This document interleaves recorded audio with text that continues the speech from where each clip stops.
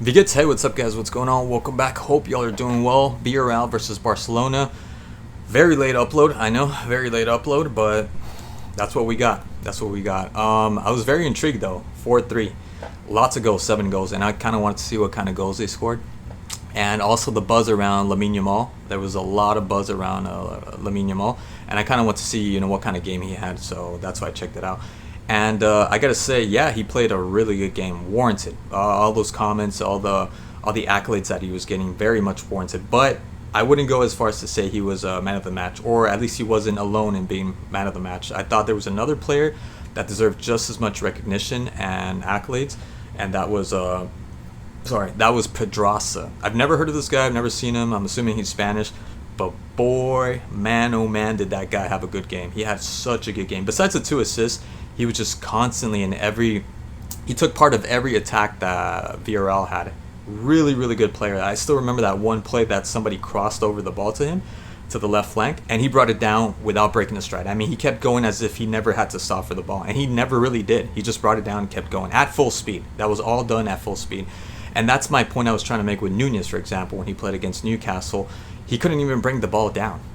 He brought it down and then it went backwards, and that was a potential goal. He could have scored a goal because of that.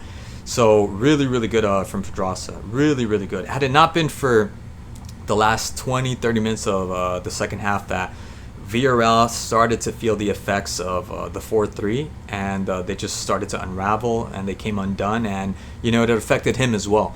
But had it not been for that, and had he scored, I definitely would have put him as man of the match by himself, like standalone man of the match for Pedraza. He played such a crucial role in the goals that Villareal scored, and the attack that they had, the attacking power that Villareal had. Very, very good game from Pedraza. But Lamine Yamal was also up there, and I think most of it comes from the fact that he's 16, and I'm fine with that. I don't need anything else, because it's 16. That's incredible. That's incredible. So the game, as far as the game goes, I mean, if I had to summarize the game, it was the first half, the first 20, 30 minutes of the first half. It was weird how easily Barcelona were getting penetrated and just outclassed, outmaneuvered, out everything.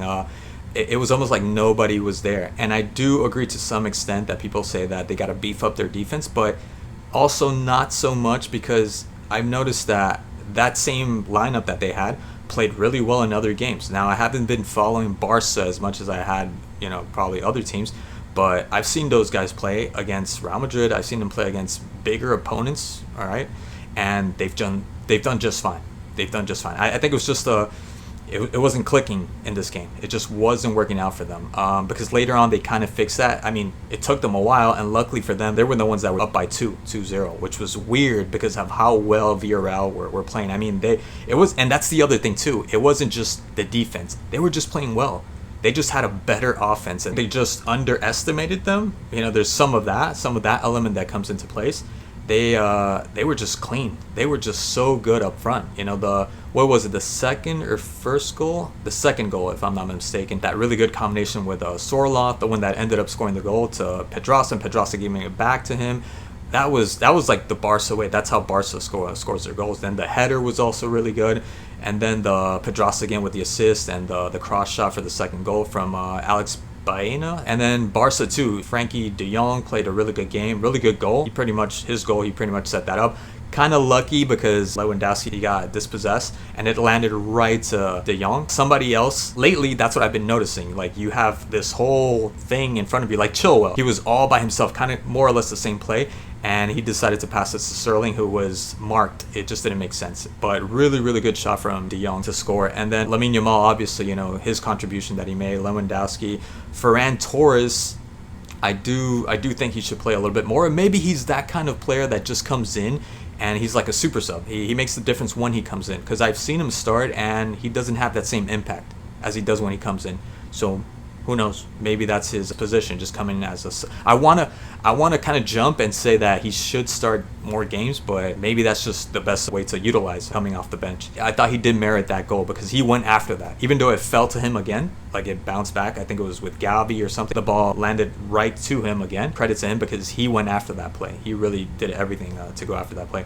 Gundogan also, he kind of struggled, but then his class, the way he thinks, like in the midfield, like when it's easy to play on the line when you know nobody's in back of you, but when you're in the middle and you have no idea, he plays as if he's spectating. He's the one that's watching. Just really, really well. Lamine Yamal doesn't defend as much, and I thought one of the plays, Villareal, they had a chance to score. He didn't do well in marking the guy. There was also the guy, what's his name, Romeo, the bald guy? Romeo?